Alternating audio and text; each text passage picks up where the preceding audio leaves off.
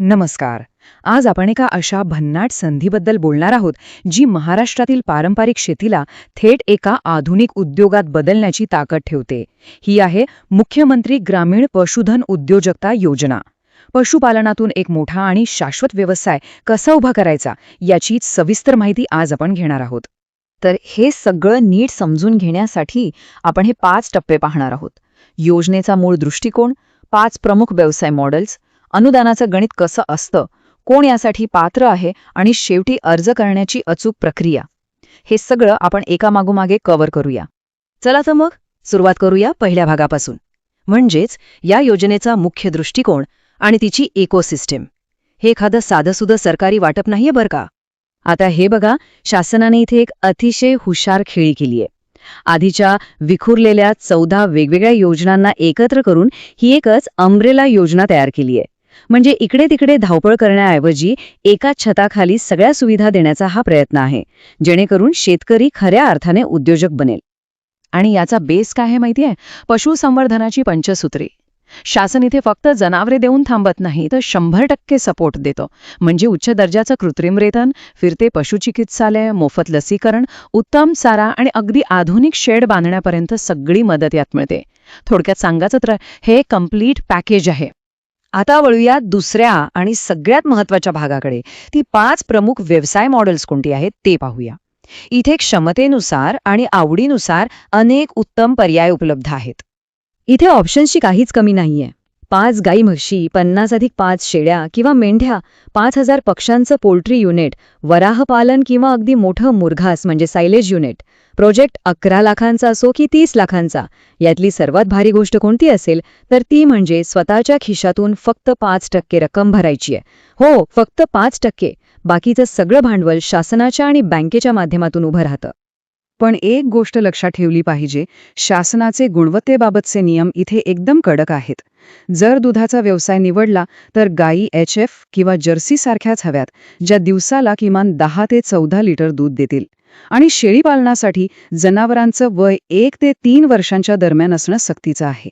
क्वालिटीत कोणतीही तडजोड चालणार नाही. ज्यांना थोडा झटपट परतावा हवाय त्यांच्यासाठी व्यावसायिक पोल्ट्रीचा उत्तम पर्याय आहे. सुमारे 3,32,000च्या या प्रकल्पातून वार्षिक 180 ते 200 अंडी मिळतात. शिवाय ज्यांच्याकडे जागा कमी आहे ते अवघ्या 40,000त मातीविना आधुनिक चारा उत्पादन म्हणजे हायड्रोपॉनिक सिस्टीम लावू शकतात. आणि महत्त्वाचं म्हणजे शेतीच्या कामासाठी किंवा ऊसतोड कामगारांसाठी बैलजोडीचीही विशेष सोय यात करण्यात आली आहे. आता आपण तिसऱ्या टप्प्याकडे जाऊया. हे सगळं उभं करण्यासाठी एवढा मोठा निधी नेमका कसा उभा राहतो आणि तो कसा मिळतो ते गणित थोडं समजून घेऊया. तर अनुदान कसं मिळतं ते पहा. सर्वसाधारण प्रवर्गासाठी 50% राज्य शासनाचं अनुदान आणि 45% बँक कर्ज असतं. पण जर लाभार्थी SC किंवा ST प्रवर्गातील असतील तर हेच अनुदान थेट 75% वाढतं. आणि हो, महिला बचत गटांसाठी 30 ते 50% विशेष आरक्षण सुद्धा आहे, जी खरोखरच एका मोठ्या बदलाची सुरुवात आहे. मगाशी मी जे म्हटलं ना, तेच इथे पुन्हा एकदा आवर्जून सांगावंसं वाटतं. फक्त 5%. हा आकडा खऱ्या अर्थाने दुर्लक्षित शेतकरी आणि बेरोजगार तरुणांसमोरची भांडवलाची मोठी भिंत पूर्णपणे पाडून टाकतो. आता पैशांचा व्यवहार कसा होतो? तर हे अगदी पारदर्शक कॅशबॅक मॉडेलसारखं काम करतं. बँकेचं कर्ज मंजूर झालं की अनुदानाची रक्कम थेट बँक खात्यात DBT द्वारे जमा होते. आणि विशेष म्हणजे बँक कर्जावर 4 लाख रुपयांपर्यंत कमाल 8% व्याज सवलतीही मिळते. म्हणजे कर्जाचं ओझं एकदम हलकं होतं. चला आता चौथ्या आणि अत्यंत प्रॅक्टिकल भागाकडे वळूया. या योजनेसाठी नक्की कोण पात्र आहे आणि कागदपत्रे कोणती लागतात? ज्यांच्याकडे फारसं भांडवल नाही अशांसाठीच ही योजना खास डिझाईन केली आहे. मग ते भूमिहीन शेतकरी असोत, 1 ते 2 हेक्टर जमीन असलेले अल्पभूधारक असोत, सुशिक्षित बेरोजगार तरुण किंवा महिला बचत गट आणि शेतकरी उत्पादक संस्था, हे सगळेच जण यासाठी पात्र आहेत.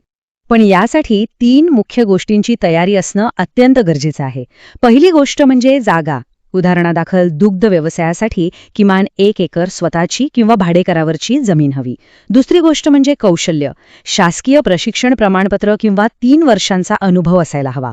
आणि तिसरं म्हणजे आधार कार्ड, पॅन कार्ड आणि जातीच्या दाखल्यासारखी मूलभूत कागदपत्र तयार हवीत. शेवटचा आणि अत्यंत महत्त्वाचा टप्पा, हे सगळं प्रत्यक्षात कसं आणायचं? चला, अर्ज करण्याची आणि प्रत्यक्ष अंमलबजावणीची 4 स्टेप्सची प्रक्रिया पाहूया. ही पूर्ण प्रक्रिया अगदी सुटसुटीत 4 टप्प्यांत होते. आधी ऑनलाईन प्रणालीद्वारे पारदर्शक निवड आणि बँकेकडून कर्ज मंजुरी मिळवणे. त्यानंतर 1 महिन्याच्या आत शेड बांधणे आणि पशु खरेदी करणे.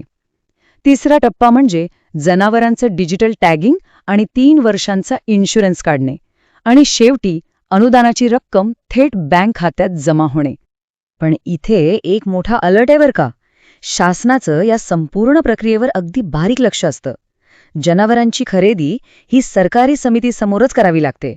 आणि सर्वात महत्त्वाचं म्हणजे 1 महिन्याच्या आत शेड आणि खरेदी पूर्ण केली नाही तर नाव थेट वेटिंग लिस्टमध्ये जातं. त्यामुळे इथे गती आणि अचूकता दोन्ही पाळावी लागतील. तर ही होती मुख्यमंत्री ग्रामीण पशुधन उद्योजकता योजनेची सविस्तर माहिती. ही योजना केवळ अनुदानापुरतीच मर्यादित नाहीये, तर आपला स्वतःचा एक मोठा आणि यशस्वी बिझनेस उभा करण्याची ही एक सुवर्ण संधी आहे.